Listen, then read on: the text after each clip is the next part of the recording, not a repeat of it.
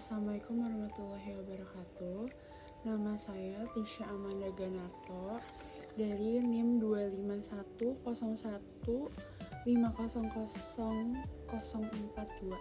Hari ini saya akan menjelaskan akuntansi tentang apa itu neraca lajur.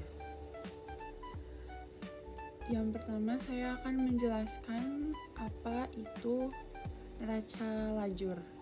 Neraca lajur itu adalah sebuah laporan yang berisi semua data tentang akuntansi yang menjadi suatu landasan yang digunakan untuk memeriksa dengan sebuah rekening buku besar yang telah disesuaikan untuk memudahkan ketika hendak membuat laporan keuangan. Lalu ada pun bagian-bagian pokok yang harus ada di dalam neraca lajur, yaitu yang pertama ada nomor akun, kode akun sesuai bagian akun perusahaan. Lalu yang kedua ada nama akun. Nama akun itu nama akun yang digunakan perusahaan. Lalu ketiga ada neraca saldo. Catat saldo setiap akun sebelum penyesuaian. Lalu ada penyesuaian. Mencatat penyesuaian yang dilakukan untuk setiap akun pada akhir periode. Lalu ada neraca saldo setelah penyesuaian, yaitu menunjukkan saldo akhir setiap akun setelah disesuaikan. Lalu ada laba rugi, menggolongkan akun nominal atau pendapatan dan beban ke dalam kolom laba dan rugi. Lalu ada neraca, menggolongkan akun real, aktiva, kewajiban, ekuitas ke kolom neraca. Untuk membuat neraca lajur, yang pertama itu harus tahu dulu formatnya, mau berapa kolom. Misalkan mau 6 kolom kah, atau 12 kolom, atau 10 kolom. Yang kedua yang dibutuhkan itu isi informasi dasarnya seperti nama perusahaannya dan periode penyusunannya. Lalu masukkan jurnal penyesuaian ke dalam kolom penyesuaiannya. Lalu hitung saldo disesuaikan. Jumlahkan atau kurangkan saldo penyesuaian dengan neraca saldo awal.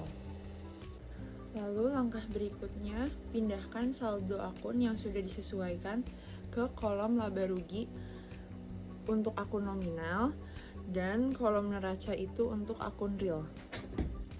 Lalu langkah terakhirnya adalah pastikan jumlah kolom debit dan kredit di setiap bagian neraca lajur itu semuanya sudah seimbang. Kalau hasilnya semuanya sudah seimbang, artinya neraca lajur telah selesai dibuat. Selain itu, walaupun sangat bermanfaat, neraca lajur itu juga memiliki beberapa kelemahan atau beberapa hal yang perlu dicermati. Yang pertama, karena bersifat internal dan opsional, ada beberapa perusahaan yang tidak menggunakan neraca lajur, terutama yang menggunakan akuntansi dengan sistem komputer otomatis. Yang kedua, ada juga keterbatasan format manual. Jika perusahaan punya banyak akun atau transaksi yang kompleks, neraca lajur bisa menjadi sangat besar dan menyulitkan penggunaan yang manual. Lalu yang ketiga, ada juga risiko kesalahan pemindahan atau pengetikan. Meskipun neraca lajur membantu mendeteksi kesalahan, tapi jika saat pemindahan akun ke kolom laporan laba rugi atau neraca terjadi salah pilah, itu hasil laporannya bisa menjadi sangat keliru. Lalu yang berikutnya, tidak menggantikan dokumentasi formal.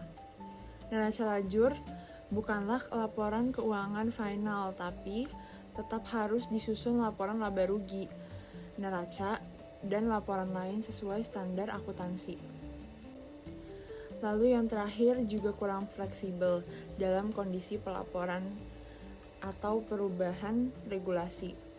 Jika ada perubahan signifikan di tengah periode, format neraca lajur pun perlu disesuaikan kembali dari awal. Jadi neraca lajur termasuk penting untuk sebuah perusahaan karena adanya laporan keuangan menjadi salah satu hal yang terpenting untuk bisa mengetahui bagaimana siklus keuangan dari perusahaan tersebut. Neraca lajur Ini juga menjadi suatu landasan yang digunakan untuk memeriksa dengan sebuah rekening buku besar yang telah disesuaikan. Tidak hanya disesuaikan juga, adanya keseimbangan dan juga disusun berdasarkan rekening dalam melakukan laporan keuangan. Ada juga beberapa jenis-jenis dari neraca lajur. Yang pertama ada neraca lajur sederhana. Dalam neraca lajur sederhana ini, transaksi dicatat dalam satu kolom. Setiap transaksi dicatat sebagai entry tunggal dengan jumlah debit dan kredit yang sesuai. Lalu yang kedua ada neraca lajur berganda. Kalau dalam neraca lajur berganda ini, transaksi itu dicatat dalam dua kolom terpisah. Satu untuk debit dan satu untuk kredit. Setiap entry transaksi memiliki dua kolom yang terpisah yang mencatat jumlah yang didebit dan dikredit. Lalu yang ketiga ada neraca lajur 3 kolom. Kalau neraca lajur 3 kolom ini mencakup kolom tambahan untuk saldo. Dalam bentuk ini setiap transaksi dicatat dalam 3 kolom, ada debit, kredit, dan juga saldo. Saldo ini mencatat sisa atau saldo akhir setelah transaksinya diterapkan. Lalu ada neraca lajur khusus. Neraca lajur khusus ini adalah bentuk yang disesuaikan dengan kebutuhan khusus perusahaan.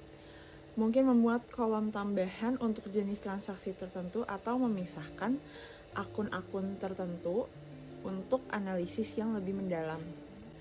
Jadi kesimpulan dari neraca lajur adalah neraca lajur itu menunjukkan bahwa seluruh data keuangan telah dicatat, disesuaikan, dan siap disajikan dalam bentuk laporan keuangan hingga akhir secara sistematis dan seimbang. Jadinya neraca lajur itu tetap penting untuk sebuah perusahaan karena jadi lebih gampang mengetahui data-data hitungan di dalam perusahaan tersebut.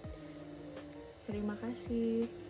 Sekian dari saya, penjelasan saya soal neraca lajur.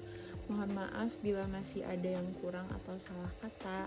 Wassalamualaikum warahmatullahi wabarakatuh.